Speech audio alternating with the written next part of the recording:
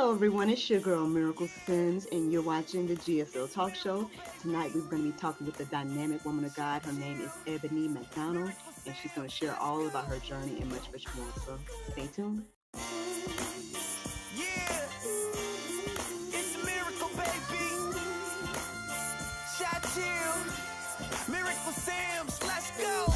No, I'm good, but I bet you wish it I would have a one night affair. Yeah, it's a miracle, baby. Shot chill, miracle Sims, let's go. No, I'm good, but I bet you wish it I would have a one night affair. Figure out that I'm not the type of girl that goes. Yeah, it's a miracle, baby. Shot you wishing I would have a one night affair. Welcome back to the GSL Talk Show. As you all can see, I'm here with the lovely Miss Eboni McDonald. How are you doing? Hello, how are you today? I'm good. I'm good. Glad to have you here. Welcome to GSL, the GSL Talk Show. I'm glad that you're having me today. Yes, ma'am. Tell the people where you are from and then a little bit about yourself. Sure. So I am from a small little suburb from outside of Philadelphia, Hmm. and I was born and raised, and I'm currently living in Maryland. Okay. But right now I am a life coach. But I was born and raised in Philadelphia, and I was raised with my mother and my grandparents. Grew up in a very Christian household, Mhm. preachers, deacons in my family. And so spent most of my time there in the Philadelphia area, went on to school and went in the field of social work. And I was in social work for about 5 years. I obtained my master's degree from Temple University and my undergraduate degree from Cabrini University, which is closing, by the way, but it was a great institution. And my background professionally was in social work. And Mhm. then I began to delve in a whole bunch of other things. But we'll get into that a little later when you get to whatever you'd like to ask. But that's kind of my beginnings. Okay, okay. Yeah. Yeah, up north, man. I don't know too much about Philly other than I used to listen to Eve and did you ever that song Philly, Philly? I don't know if you know that song. I don't know, but yeah, it was always kind It's of a cool good to listen to. Philadelphia gets a bad rap for many Mm, reasons, obviously, but Philadelphia is a great place culturally. It's so rich in culture and music and the people. The people, you gotta love the people there. You gotta love Philadelphia for the people, and it's just a mm, lot there. The cuisine, mm, obviously your Philly cheesesteak or your for me chicken cheesesteak and mm. the pretzel. You gotta have the pretzel. So, Oh, now I haven't heard about the and the pretzel water being a ice. Philly thing. What's that now? Yeah, the salt pretzel. We say water, not we say water. We get we don't say water. We say water ice. Oh, So that's oh, like, okay, okay. but you gotta Nice. have one. You gotta Now, have. now I don't know if this is a Philly thing or just a North thing, but do you put ketchup on your Philly cheese steaks? Of course, Yes. if somebody says mayo, that is like blasphemy. You you do not put mayo on a cheesesteak or chicken. I don't eat beef. I don't eat red meat, but a chicken cheesesteak Okay. or a cheesesteak. You don't put mayo on a cheesesteak. And I cannot find a good sandwich place here in Maryland. I cannot. Oh. There was one place in Virginia that I was able to find, but it's not the same. It's the bread. Mm. It's the amorosa Oh, bread. It's all in the bread. it's You gotta have interesting. one. That's so interesting. No, I was in Jersey and they put ketchup on my Philly, and I was like, "What's going on?" And then I tried. I'm like, "Well, it's not bad, but I'm just used to, I guess, like the Swiss and the mushroom and the pepper, and I don't know if there is some mayo on it, but that's how we do down here. I don't know, but I'm in Okay. the Atlanta area, so that was my Oh, first time in trying it with ketchup. But I heard about it probably again Eve's album. But anyway, somebody was ordering a Philly cheesesteak, and I think it was a big deal in the little skit that they were playing. But I don't know. I'm just asking. So you say yes to the ketchup on the Phillies. So don't come for us. If yes you to the ketchup, no to comment the below mayo. how y'all feel. Don't you bring me no mayo on my sandwich. At least not that sandwich. Right, not that one. Not that. Oh, yeah, it's so interesting, like how things are just so different in different parts of, especially the U.S. I mean, you could be over here; it's a whole different vibe, and so it's very interesting. But you stayed up north, sounds like. So you went from Philly to Maryland. Like, you want to tell us about that transition, and you know, Well, there was a stop in between. So, my journey was not necessarily an orthodox journey. I worked in field social work for about 5 years, but mm-hmm, at that point, I'm like, there's something more. I'm not quite sure what it is. mm-hmm, And I didn't really that generation, okay, not just my parents, but that generation, you know, you went outside, they flick the switch, you come back in, you're outside all day, and mm-hmm, their type of parenting was very different. And so, growing up, I went into social work, worked in the field for 5 years, and I'm like, there's something more. And I'm like, this is just not it for me. I got burned out. They weren't paying well. I mean, at that point, this is back in what, 90, I don't know what it was, 98 or whatever. mm-hmm, I was making $19,000. I'm like, yeah. And then when I graduated, I was making like 13. I'm like, there's got to be more than this. mm-hmm, So I kind of explored a little bit in real estate sales. Did worked as a compliance analyst, and I worked for a video production company. But when I worked as a compliance analyst, I had to move to Charlotte. And this was on the back of when the real estate market crashed in 2008. I was working in real estate at the time. mm-hmm, And I'm like, I have to find a job. And so I ended up in Charlotte for a year, working as a compliance analyst. At that time, it was Wachovia, oh and yeah, Wells Fargo bought the bank out. So, mm-hmm, anti-money laundering, fraud. And after that, that's when my husband and my boyfriend at the time, we decided we're getting married. So I was promoted to the DC area, McLean, Virginia. okay, And he was promoted here for what he did. He worked for the government. And we came here, got married, and that's how I ended up in the Maryland area. I was on the Virginia side initially, and mm-hmm. like I said, in McLean and in the Falls Church area. And I lived there for a couple of years, maybe 3, and it was an interesting process, very interesting. A lot of things happened in that period. But yeah. I'm sure. So, what did you think about your year in the South? You know, I, No so judgment. I no judgment, no judgment here. But You can tell the truth. I liked it, but I am not a Southern girl. I'm a Northern girl at heart. Like even being in Maryland's a little far south from me. Oh, okay. Yeah, I am just a Northern girl at heart, and Mm. I guess to some here, some say I have an edge. To Northerners, I'm more on the calmer side as far as like my temperament.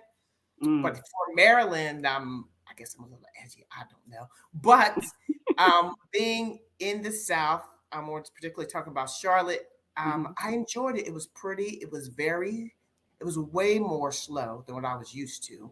But it was pretty, and I love to see that they had widespread, like large African American communities that were thriving. And this is Mhm. the first time I've really seen that, because in the North, it's very still kind of segregated. It's very Right. much segregated. And Mm. if you do have minorities in areas, it's you may have pockets here and there Mm. um in the communities that are diverse. So when I went to the North, I really appreciated that. Mhm. And the food was good, the people were really nice. I'm just a little slower than I'm used to. So Yeah. Okay, I was just wondering. I know people, like I said, they say culture shock every now and then. You go one place and you think, wow, this is so different, or whatever the case may be. So I just was wondering. You said you had a little time down here. Cool, Yeah. cool.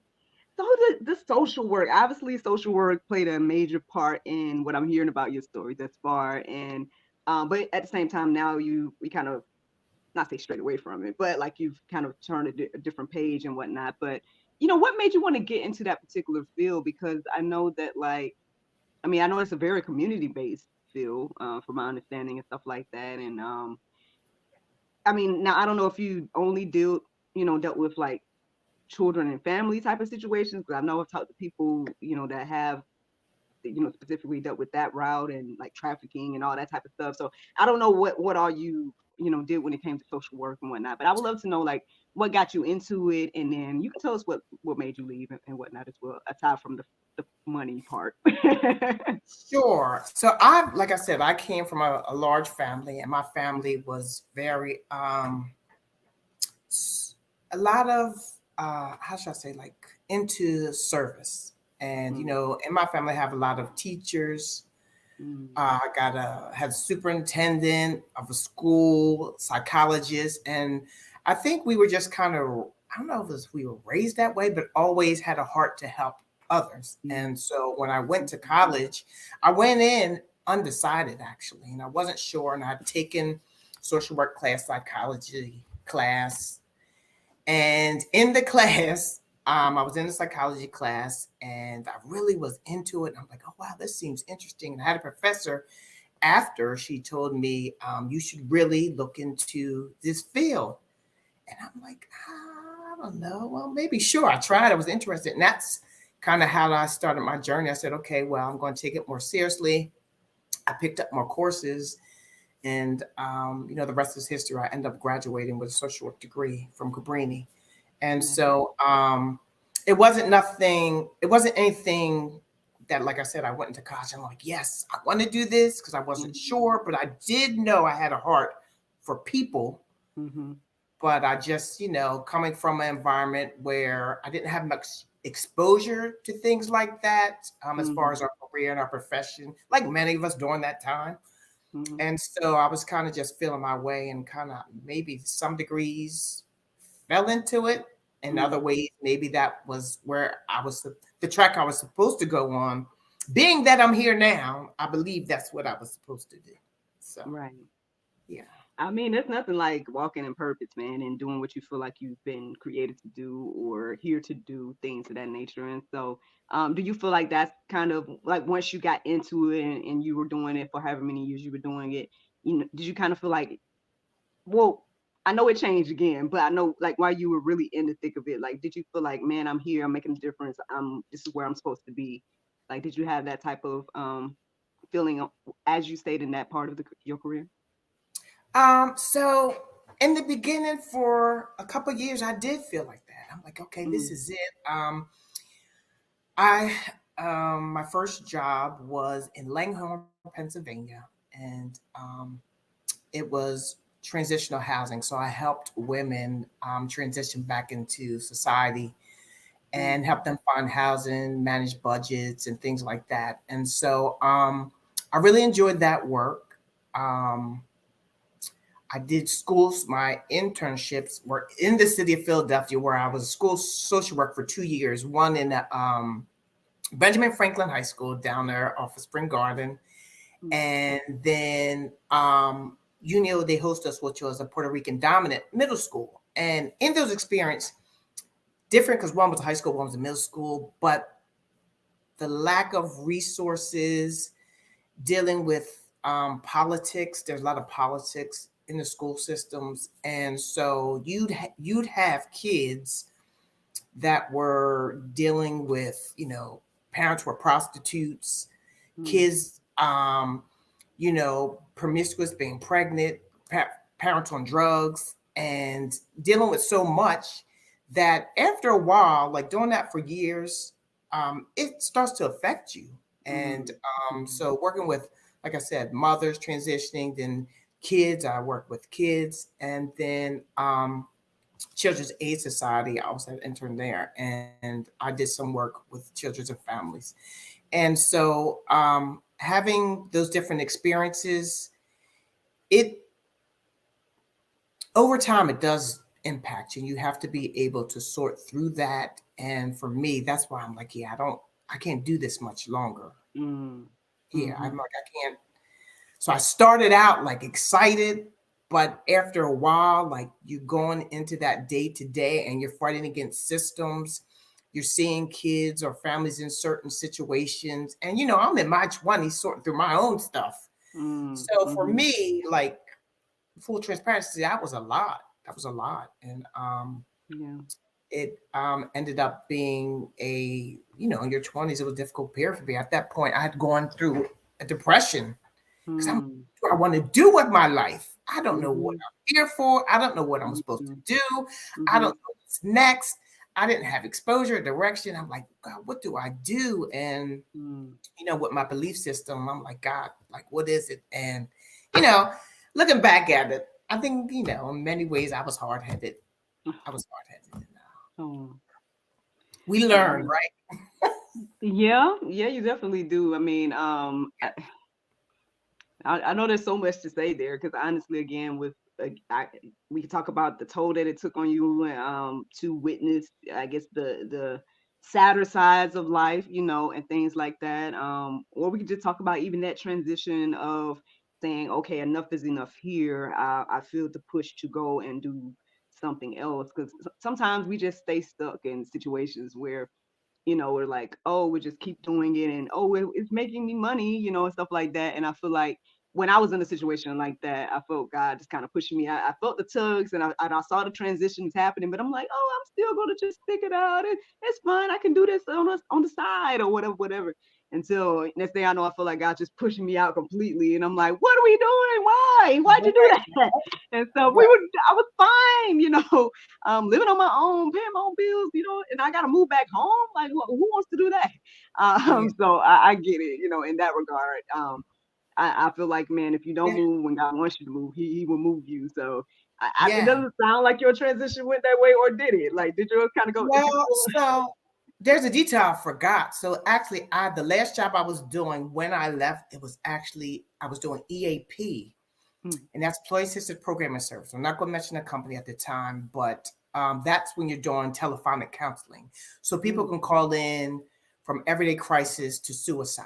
And so I take suicide calls. I take somebody might be looking for resources if they want to find a counselor in their area, or if they want to get like a calming CD, or if they want to find mm, like local resources in their community. mm-hmm, And so at the end of that job, this is where I think I hit rock bottom or going through depression at that point. mm, Um, there was an employee. I'd come in. I normally was working overnight, and I came in during the day. And I don't work during the day. And we were having conference, and around the corner were like offices and restroom. And one of our coworkers ended up shooting himself with a rifle in the bathroom oh, while we were in the conference room. I never come there during the day. And I think that point is where it's like, yeah, that's enough. And mm, you go day to day taking on the stressors of the job and hearing people's constant constant like pains and what they're sorting through. That was a part of it. And then experiencing that, even though I didn't see it, they wouldn't let us out of the room. They kept us in there for hours. But mm, I never forget it. And that's the point I was like, yeah, I have to go. And it was sad mm, that he committed suicide. They were trying to get to the root problem. I think he had a daughter, and she was young too. I'm like, it was just horrible. Even though I didn't mm, know, it was just a horrible experience. So, yeah. So I think that was kind of like a turning point for me. And I'm like, God, I need something more. I need something else. And I don't know what. mm, And, in my 20s, probably like many, you're trying to figure your life out. You're trying to grow in your walk with God. And, you know, I at the time was trying to figure out my relationship with God. I'm like, God, I've always known I had a relationship with God as young as I could think, but I was still partying. I was a big partier. mm, And I think looking back at it now, having my foot in both worlds, if you Mm, will, not being clear on what God had for me, I think I had to go through certain things during that time of my life. mhm, And that was just a very like cloudy period where I was not clear on what I need to do and my vision and purpose to go forward. And mm, so yeah, so I at that point I was like, I got to take a break for social work, and I had to figure out what I wanted to do next. So I took some time off and tried to figure out where do I go, and I ended up in real estate. That's how I ended up in real estate. mm, I work for a mid-sized developer in the Philadelphia area, and began to sell real estate in Philadelphia. And I loved doing that. That was a lot of fun. But the issue was by the time I really got my groove in the real estate, it was the crash of the economy, and that's when we had, mm, right before President Obama was in office, and got laid off. Worked there for about 3 years and got laid off. mm. And yeah, so and that's how I ended up going to Charlotte at that point. That's how I ended up there. So Gotcha.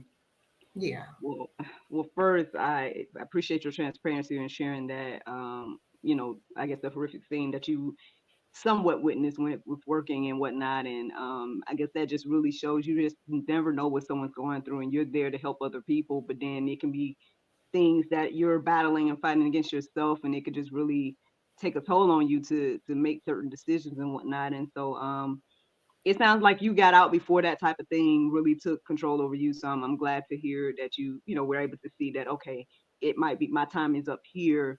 And if that was the thing that helped to move you along, I totally understand making that transition and whatnot. And again, how difficult that could be, not even just because even though you might not have witnesses, but to be in the same vicinity, all of that stuff can really take a toll on people and stuff. And so yeah, thank you for sharing that and stuff. And I hope that you have found some healing when it comes to that situation, and knowing um, that gentleman and his family and stuff like that. And so yeah, that was tough. I'm sure a tough situation. And then but ultimately it's getting you into to purpose. I also feel like thank you for your transparency about not always feeling like you had the clarity and stuff like that too, because I know a lot of people feel that way, especially 20 somethings and stuff like that. It's like, again, there's a lot we're trying to figure out and stuff every day. sure.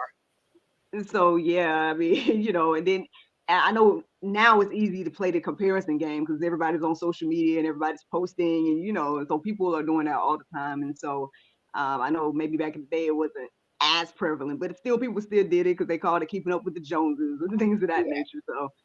Um, so I'm glad that you did find some joy in real estate, even though it didn't, I guess, last as long as maybe you would have hoped. But I feel like again, all things work together for good, and I'm No, sure each for sure. part of those different things are assisting in some way with the things you have going on today. So yeah, I mean, well, on one hand, I kind of would love to hear like where your husband came in on this, in this part of the story. But then, okay, and how that's going and stuff. But then also, I mean, I'm very intrigued by the journey thus far. Like so you got to North Carolina, and then real estate didn't pan out completely, but then now you've transitioned into another season, and so I don't know. You feel free, whichever one you want to continue the story and tell us. So, I'm so, all ears. so I met my husband in Philadelphia, Mm, um, at a lounge in Philadelphia back okay. in 2003, and Oh, my cousin and I were out. We were hanging out at a lounge, and we met them, and my cousin met someone, and then I met my husband, and then there's a long story in between, but that's how we met. mhm. And then we started to date, and our first date was to Dave and Buster's Uh-oh. down on Delaware Avenue.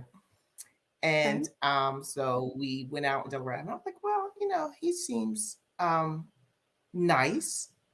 There were parts of him that were different than what I was used to dating. So part of that intrigued me. And then there was parts of me like, I don't know, because I probably come out of a relationship maybe, I think it was like 3 to 6 months. I can't remember the time. It's a long time ago. But I'd come out of a relationship before. So I'm like, I'm really not interested in dating right now.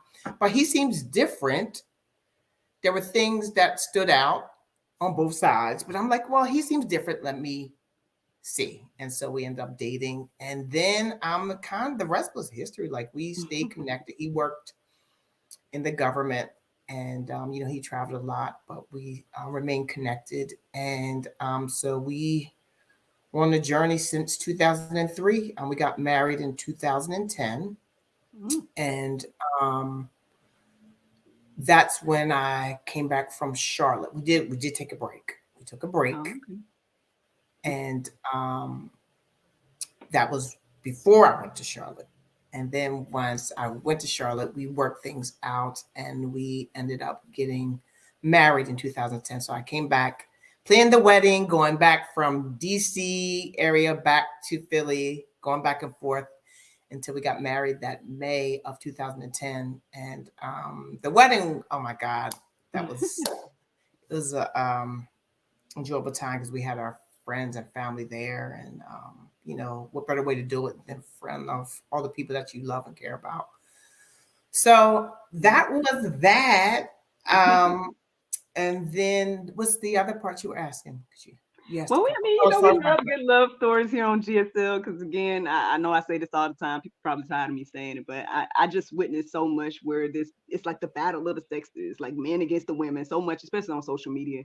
And yes, but on one side, you do see happy, thriving couples and families and stuff, but on the other side, you just see people going back and forth and, oh, I hate marriage, I hate men, I hate that, and it's just so sad, but it's great to hear I and agree. see like people that are happy and stuff and in marriages that are Well, can I be? working I'll and be transparent with you. yeah. So when people will say in marriage, that they're always happy. That's a lie. Oh yeah. I'm Oh gonna be yeah. very honest, but I don't think it has to be a situation where the sexes have to battle. I think we're just in a culture that promotes that. You see everything in media and TV, and with music, Mhm. you're not getting put on unless you sell something that's explicit or it's about driving sex or drugs or women. And Mhm. so that's for many how people learn about relationships, socialization, and things like that, which is a detriment to our culture. Um, Mhm.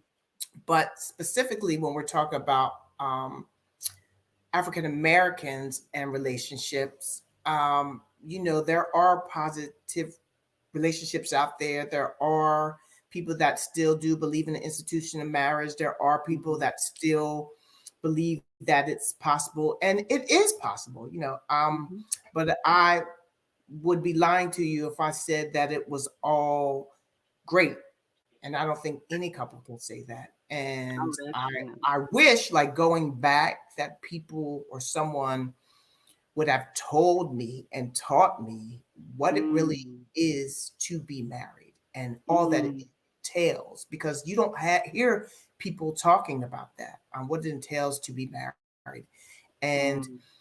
you'll hear people tell you they are married. And for my generation, my parents' generation, they didn't talk about anything that was taboo, like relationship stuff or problems. That's taboo. You don't talk about it. And Mhm. so you Mhm. had to learn by what you saw more than what you were taught. And so in our community, I think that's what we experienced a lot of, at least for our generation and generations before. Mhm. And we have to break that cycle of passing that down. We have to have these conversations, and men and women need to come together, not pointing to each other and saying what's wrong, but pointing out, Mm. what can you do to make the institution work? What Mm. When we talk about roles, that can get tricky today, but what does that mean? And are you in Mhm. agreement with it? Talk about finances, talk about your deal breakers, talk about children, how you're going to raise them. And I didn't have those conversations, not all of them. I had Mm. some, Mhm. and I didn't realize it till I got in the thick of the marriage that, well, there's things that I probably should have had conversations about, and probably he felt the Mm, same, obviously. And so I think if I were going to say something to women out there, because I have a heart for women, mhm, and I would tell them, if you are seeking to be married, one, make sure you're well within yourself, one, before you get married. mm, Two, you want to make sure that you have a relationship with God, mhm, and that you want to make sure that He is the center of not only your life, but is the center of your marriage. And if mhm, your mate is not interested in that, that is something you really should consider. mm, And also, finances. What are his views on finances, and where are you financially?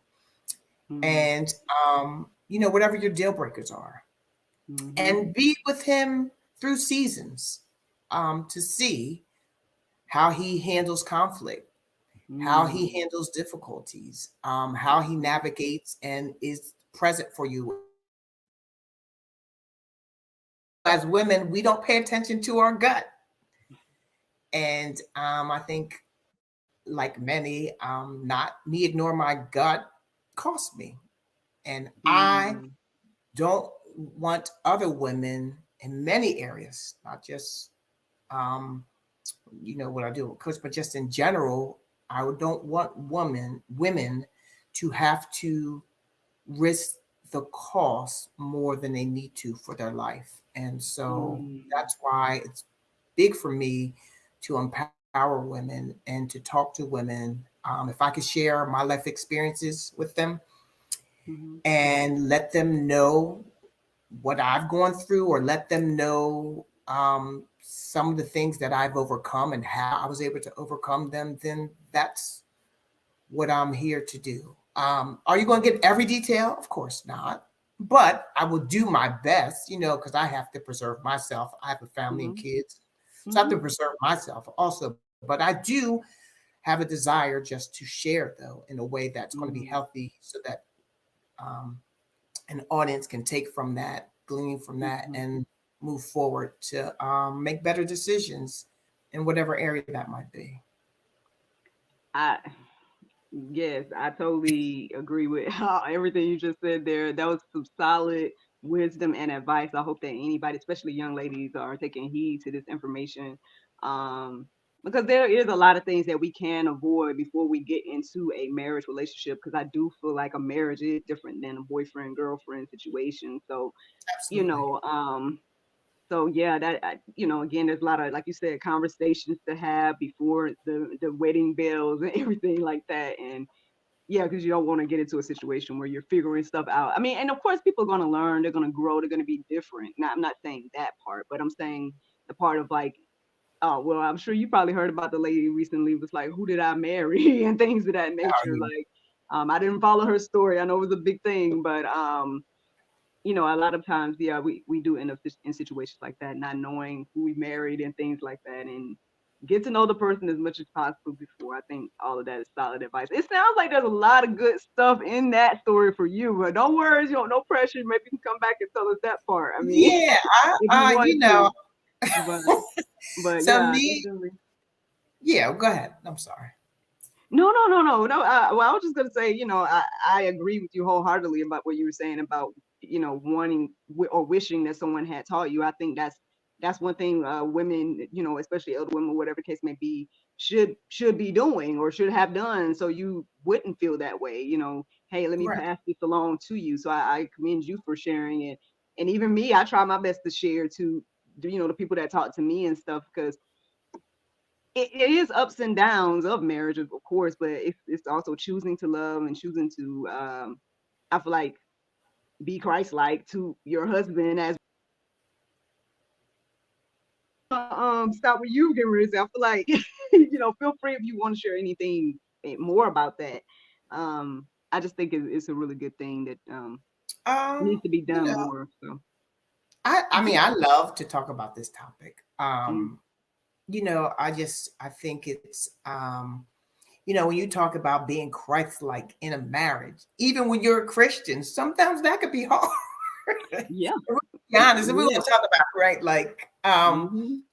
you have a heart for Christ. You woke up Mhm. with Christ on your mind in the morning, but by midday, Talk some about it. we're gonna be honest, some things could have changed. Mhm. So I mean, it's an ongoing, it's an everyday battle. ongoing thing, and we're still human, and I Yes. think that's some I of the things told we my have to husband that last week. I'm still right. human out here. I'm still human now. I'm gonna try my best, but You say you pushing it, you push that last nerve. You were woo, like tiptoeing all over it. woo. It's easy, like, and even to, because I like to be fair. Like, it's not, we oftentimes, when we have the battle of the sexes, we say it's men, men, men, men, men, and men do have their things. I'm not, please know, I'm not excusing any of it. I am not. Mhm. They do Mhm. things, but we as women do things also, and some of the difficulties as you're going through it is like navigating what's yours and what you should be accountable for, and what's his, what he should be responsible for, and not taking on his, and him not taking on yours. And Mm. that's a difficult thing. And as you're coming into yourself, because life is a journey, as you're coming into Mhm. yourself, sometimes that gets cloudy. And Mhm. you have to be really self-reflective, which I think most people shy away from because they're fearful of facing themselves. They're fearful Mm. of facing their pains. They're fearful of facing the hurts that they experience because they don't want to deal with or be reminded of what happened. But until we're Mm. willing to actually tap into that and go there, then we're Mhm. not going to heal, and our relationship will not get better if we are unwilling. So, women, Mm. while we can say that our husbands are doing things, which in many cases they probably are, there comes a time too when we're doing things and we have to be self-reflective and do our own work. And it's not Mhm. an easy journey, but it has to be done if we want our marriages to work. But it Mhm. takes two willing people. And so you want to make sure that you have two people that are willing, but also as a woman, because I speak to women, I want to make sure that we also, not one, work on taking care of herself. That's something I have to remind myself, but also make sure that we're being accountable for what we're doing and contributing to a relationship, good or bad, because Mm. we are responsible for ourselves. And Mhm. this is not something that you asked me when I first got married. I couldn't talk like this. I couldn't share that or say any of these things. I had to Mhm. go through heartaches and pains and struggles and have to face myself and be told about myself to say, Mm. okay, there's things that I could work on. But I've never been one to shy against trying to learn more and Mhm. be better. Like, I always believe that you should, like I said, be introspective and find ways to become your best self. Mm. Mhm. So I do that often. And you want to make sure, there's another thing I would suggest. You want to make sure that you have someone that is open to take a look at themselves and do their work, because you can't do Mm. the work for them. Yes. So, Uh, Now that's one of them drop the mic moments, right, for me, because I'm like, you done said, honestly, yeah. Again, if any young person, especially if you haven't gotten married yet, maybe you got a fiance, whatever it is, like if you heard any of this right here that she just said, that's good, solid wisdom once again. I mean, I guess it kind of makes me segue to this, what you say you're into these days, right? Because you had told us about your journey and before, but now you're telling us that you're a coach. Now I see the coaching coming you on see, out in the conversation. So I mean, tell us about that and how did you get into it, and what was your sure. inspiration and So like I told you, like earlier on, I always had a heart for people. And when I took my unorthodox path, there was a period, after the real estate market crashed and we got married. I was working in a bank for maybe like a year, and I had taken some time off as a stay-at-home mom, which is probably Mm, a very interesting period in my life. And I did it for like 6 years. mm, And we ended up having 3 kids together. And mm, um, I had to learn a lot about myself, but I was always entrepreneurial. And early on, I had those ideas, but I'm like, coming from where I come from, I want to start a business. I know I can start a business. I just always believed that about myself. But I'm like, I know mhm, nothing about starting a business. mhm, So fast forward to when I was, this is probably around 2012, 13, maybe. I started having these ideas again about entrepreneurship and trying to figure out what to do. And mhm, so by the time I got to 2015, my husband and I, we started having conversations. We ended up purchasing a franchise. mm, And we talked to a franchise coach. We went through different interviews where we prospect them, they prospect us. And then we chose, which is more of his idea, to choose a commercial kitchen exhaust cleaning franchise, which is off the beaten path, but we thought it was recession proof. And mm, so I did all the work as far as making sure I managed the business side of things with, building a client base, going out and networking, managing everything in house, the hiring, the onboarding, all of those aspects. And I'm like, wow, I really love this. And so the business, we began to working out for some years. And then again, COVID happened. COVID happened and we had to dissolve our business. And at that Oh, point in my life, I had to figure out what is it next? Like, God, I don't know.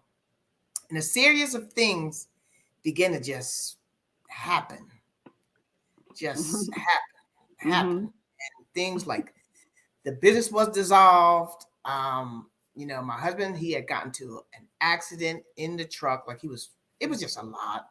mm, My aunt I was caring for, she had passed away. And at that point, I had gotten sick. I had a thyroidectomy mm, and all like it was like a series of things that happened between 2020 and 2021. Like my mom had fallen down steps. She had broken her vertebrae. It was like within a series of like a year, all these things happened. mhm, 2020 to 2021. COVID, my aunt passed, business closed. My husband got in an accident, like all these things. And mm, I'm at a space like, God, I have nothing left. mhm, mhm, Everything is broken, everything is broken down, everything is falling apart. And I'm not clear on what you want me to do. I'm tired, I'm mentally exhausted, and I'm out of ideas. And I think it was in that space that I was actually forced to learn that my faith was not where I thought it was. Because I was mm, used to doing it all by myself. Yeah, God, I trust you, I trust you, I trust you, but I'm going to do this, I'm going to do this, I'm going to do this. Yeah, God, I trust you, but and I kept going, not stopping, not praying, not doing any of that. I just kept going, trying to figure it out, and nothing was working. So I just said, mm, okay, I started applying for many jobs. At this point, I don't have a job. And I'm after the surgery, I'm trying to find out what I'm going to do again, and I'm not getting hired. And I'm getting frustrated. I'm like, God, like I have a master's degree. I've worked in real estate. I've worked in business development. I've started a business. I've expanded a business. I built a mhm, network to about 3,000 people. Why am I not? No one will hire me. And then I got a mm, couple opportunities where I was getting like entry level. I'm like, I'm better than this and something more. And nothing was working. So I said, all right, my heart is in coaching, so I am going to just try it. And mm, something happened where I received an email. To this day, I have no idea how, but I received an email from She Heals the World platform, which is a mastermind or inner circle for women coaches. And mm, I end up talking to the woman, Dr. Satire White, and had a conversation. And I said, I don't know, Dr. Satire, I don't know if I can come on.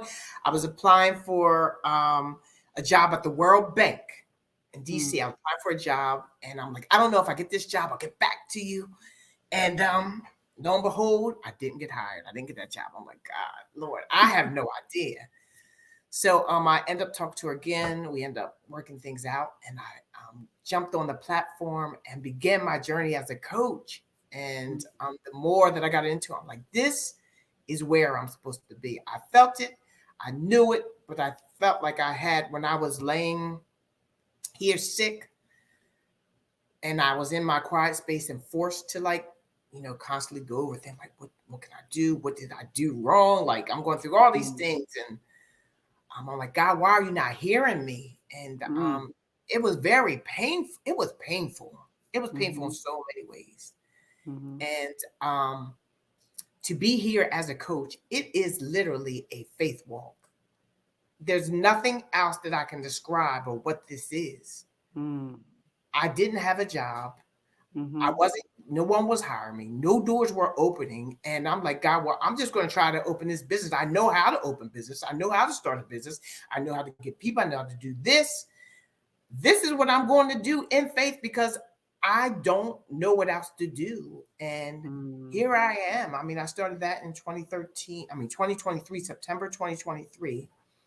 And here I am, on your podcast today talking about life coaching. And so, yeah, I'm still on the journey. Yes.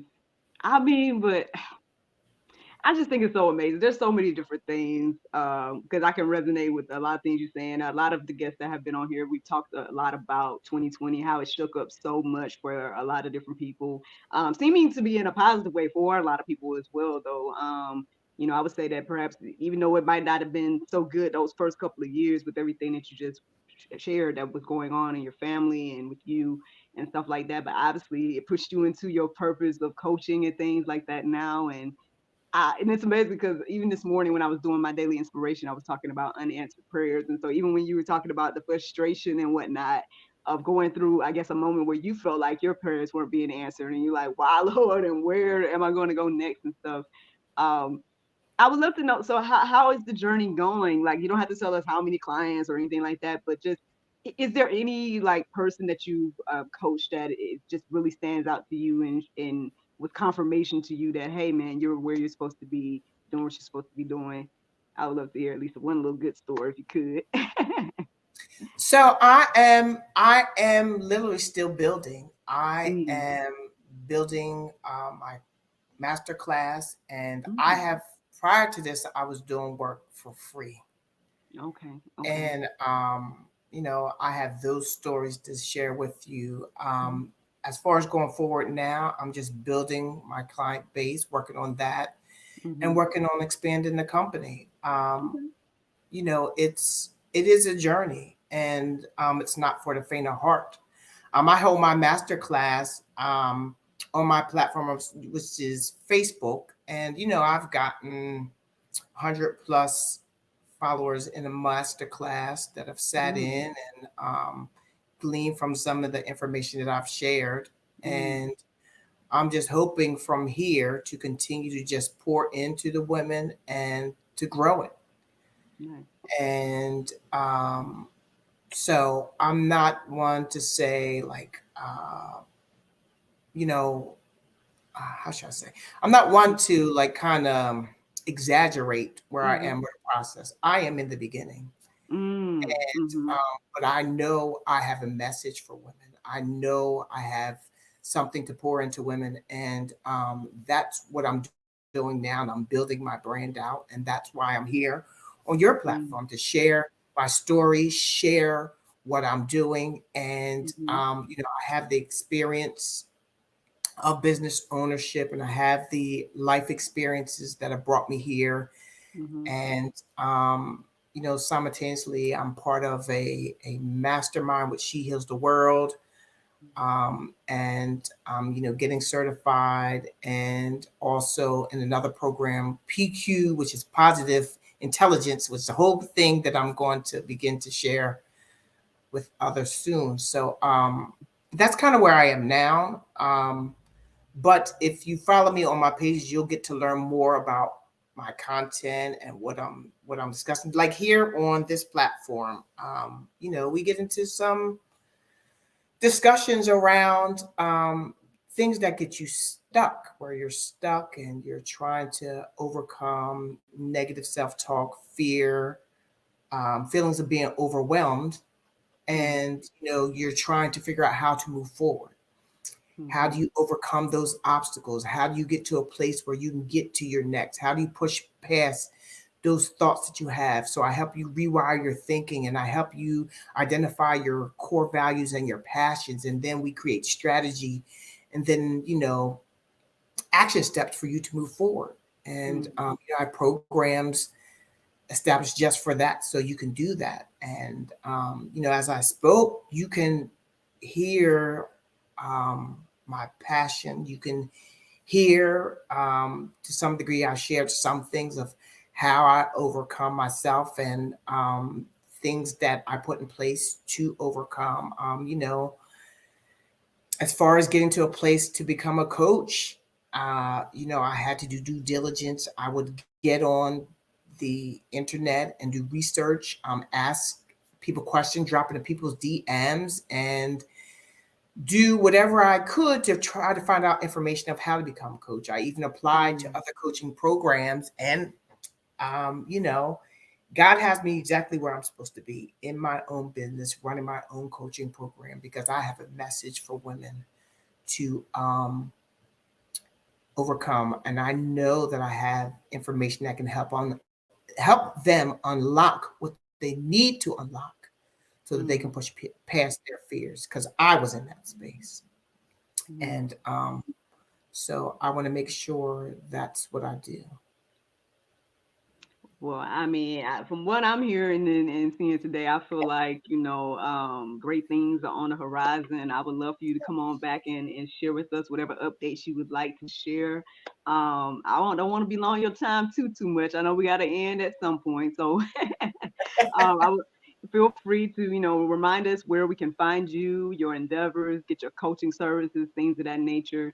And yeah, anything else you would like to share before you go, feel free. Sure.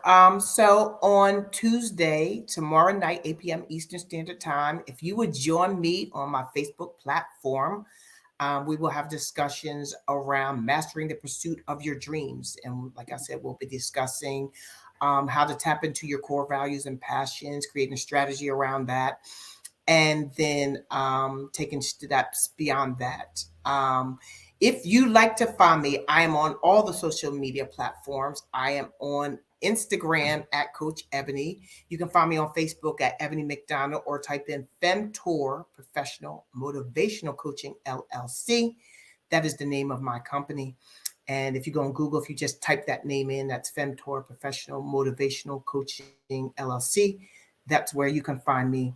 And on TikTok, which we don't know what's going to happen with TikTok, but I'm going to give it to you anyway. That's Coach Ebony _ Femtor.